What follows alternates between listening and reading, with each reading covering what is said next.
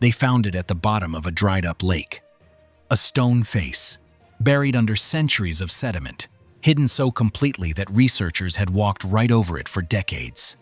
When they finally pulled it free, it stared back at them, same strong brow, same carved jaw, same patient expression that nearly 1,000 of its kind wear across this tiny island in the middle of the Pacific. Nobody put it there to be found. Nobody left a note. And yet there it was, one more secret from a civilization that keeps refusing to be fully understood. This is Rapa Nui, Easter Island, and the deeper scientists dig, the stranger and more extraordinary the story becomes. Easter Island sits alone in the southeastern Pacific, roughly 3,700 kilometers from the coast of Chile. It is one of the most remote, permanently inhabited places on Earth, a small triangle of volcanic rock, about 163 square kilometers, formed by 3 ancient volcanoes that have been silent for thousands of years. Getting here today requires a 5-hour flight. Getting here 1,000 years ago required something far more difficult. Sometime between 700 and 1200 AD, the Polynesian people found this island, and they didn't stumble upon it. They sailed directly toward it across thousands of kilometers of open ocean. These were the greatest navigators in human history. They read ocean swells with their bare hands, tracked the flight patterns of seabirds, and memorized the stars so precisely that the night sky became a map they could follow anywhere on Earth. They arrived at Rapa Nui carrying plants, animals, and the knowledge to build a civilization from nothing. On one of the loneliest pieces of land on the planet, they did exactly that. And then they built the Moai. Almost 1,000 of them. Some stand nearly 10 meters tall. Some weigh over 80 tons. Carved from a volcanic rock called tuff, quarried from the interior walls of the Rano Raraku crater. When you stand next to one, the scale is genuinely disorienting. These are not decorations, these are declarations. For generations, the world looked at these statues and asked the wrong questions, treated them as riddles, objects of alien speculation, archaeological curiosities to be explained away.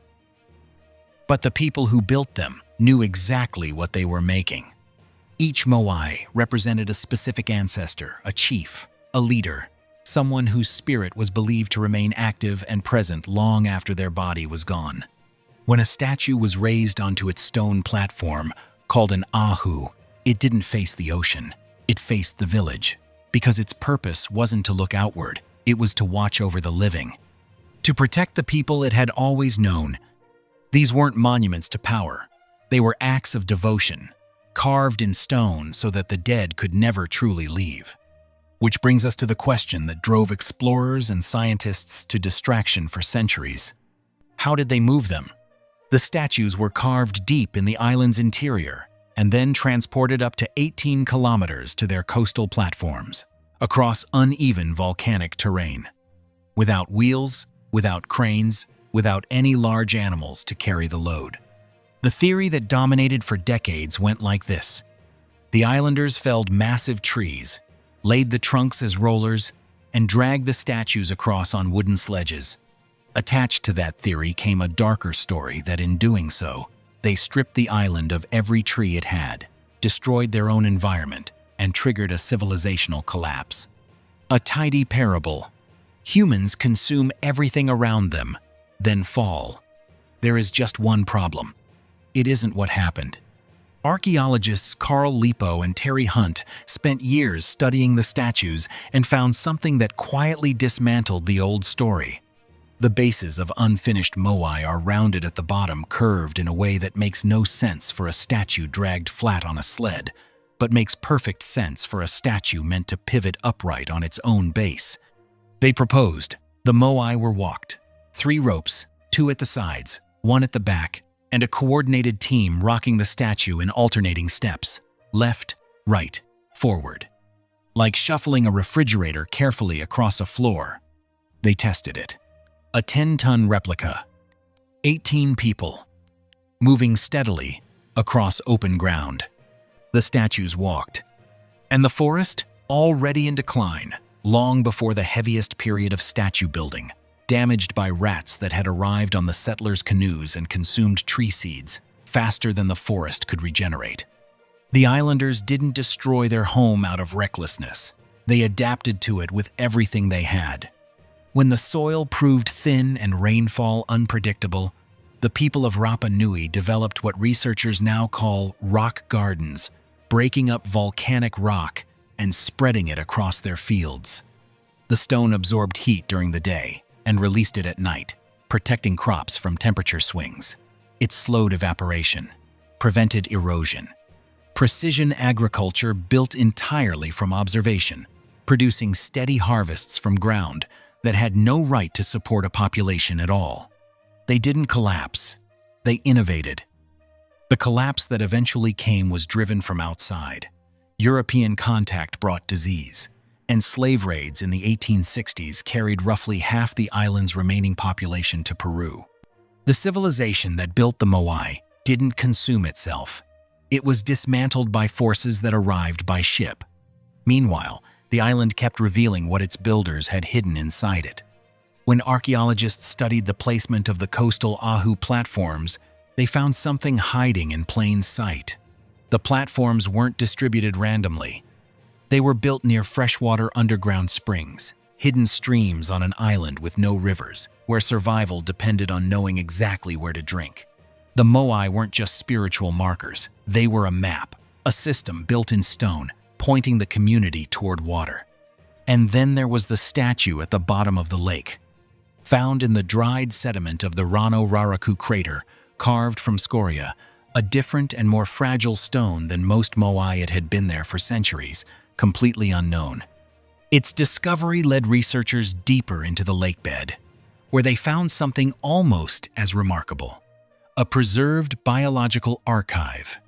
Ancient pollen, seeds, and organic material locked in sediment for over 1,000 years, recording in extraordinary detail what the island's ecosystem looked like before any human ever arrived.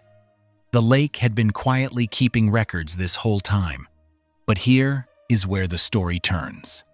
Ahu Tongariki 15 Moai standing in a row on the eastern coast, the most recognizable image Rapa Nui has ever produced, sits just meters from the Pacific shoreline. In 1960, an earthquake off Chile generated a tsunami that scattered the statues hundreds of meters inland. It took decades and an international restoration effort to raise them again. Now, something slower is coming. Rising sea levels are eroding the coastline. Storm surges are arriving harder and more frequently. Salt water is working its way into the stone foundations, weakening them from within. Scientists studying the projections have landed on a number that carries real weight. By 2080, Ahu Tongariki and several other coastal sites may be gone. The people of Rapa Nui are fighting for it, pushing for international protections, building coastal barriers, documenting everything with a precision and urgency that echoes the same ingenuity their ancestors brought to rock gardens and rope-walked giants. But the window is narrowing. Stand in front of a Moai and look at it closely. Not as a mystery, not as a relic, as a face carved by someone who loved someone else and refused to let them disappear. The people of this island found one of the loneliest places on Earth and made it home. They walked stone giants across volcanic fields. They pulled food from bare rock. They mapped their water supply in monuments built to outlast everything. They left everything they knew carved into the stone every ancestor remembered, every source of water marked, every act of survival encoded in volcanic rock that was meant to last forever. The only question that remains, the one part of this story without an ending, is what we choose to do with it now. Because unlike every challenge those people faced, this one does not require genius navigation or rope physics or stone-carved ingenuity. It only requires that we pay attention.